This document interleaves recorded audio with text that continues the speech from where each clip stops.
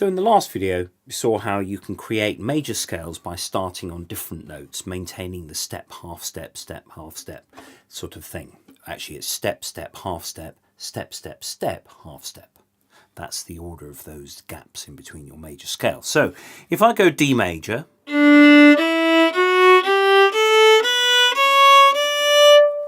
sticking with those notes, I can play a tune that uses any of those notes.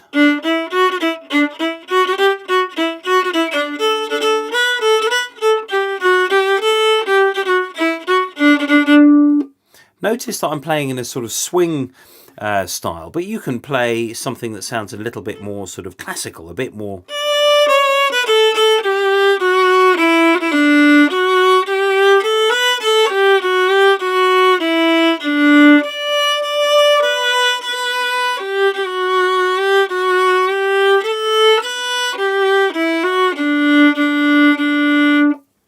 Something like that. I've just used those notes in D major and nothing else. And you can try a random selection of notes.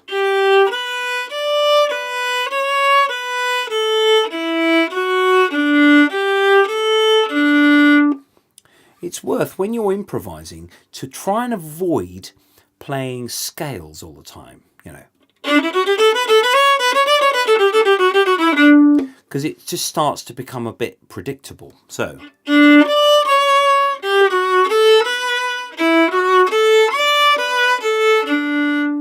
it's just a bit more contour to something like that.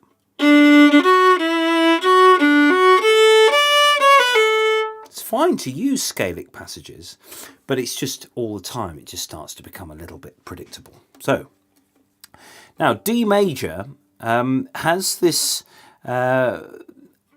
D. So D major has these notes. Now, unlike the G major scale that you saw in the last video, I can't keep going here because I've run out of fingers. I need to be able to get up here somewhere. So D major, if you want to play a 2-octave scale, you have a shift in hand position.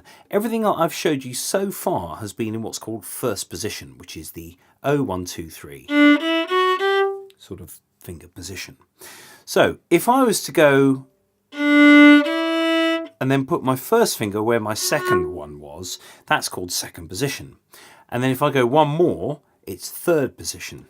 Third position is what violinists would learn next after first position. Second position actually comes a bit later, ironically. Now, D major, I could do this.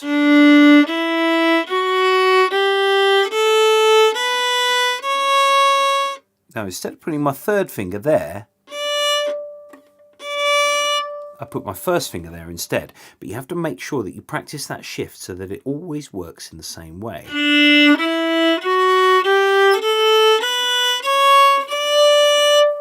And to make the shift sound unhurried but purposeful.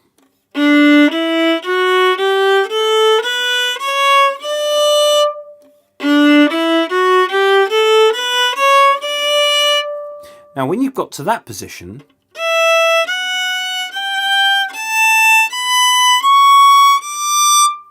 you have to keep going using all of your fingers. You can't use the open strings anymore because you're too far away.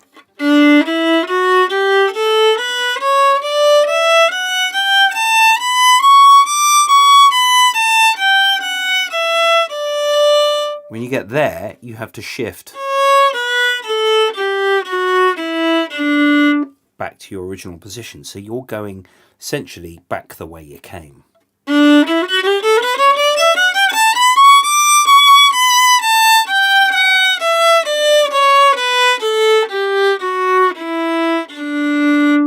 So you're starting to use higher bits of the violin to get those top notes.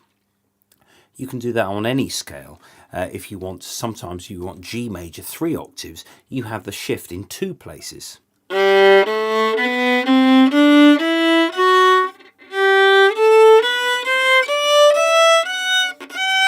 then you keep going up. You can see how close the fingers are there, so it really does involve a lot of practice to get those finger positions right.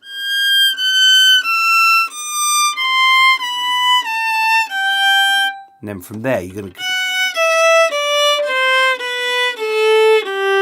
And that was your second octave down. And then you put your second finger again. Now it's worth having that in mind, that you, every time you get to the next octave, you could do a brief check to see if you're in the right place.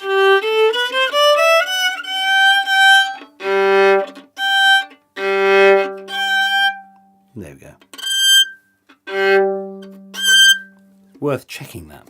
So the more range you have on the violin, obviously the more tunes you can play and the more improvising that you can do as well. Now, with scales, you get arpeggios, which use the first note, miss out the second one, and go straight to the third one.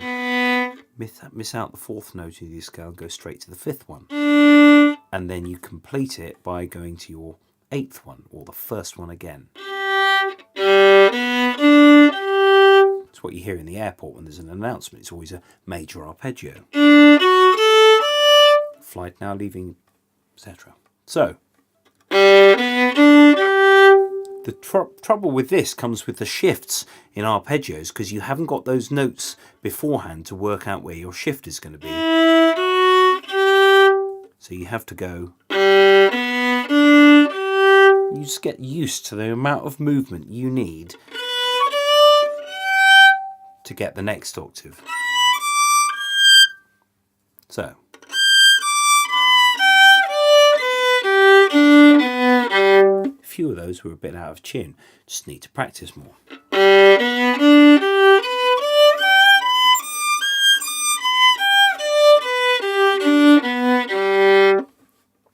Practicing scales and arpeggios it's always the thing that pupils don't want to do because it's boring.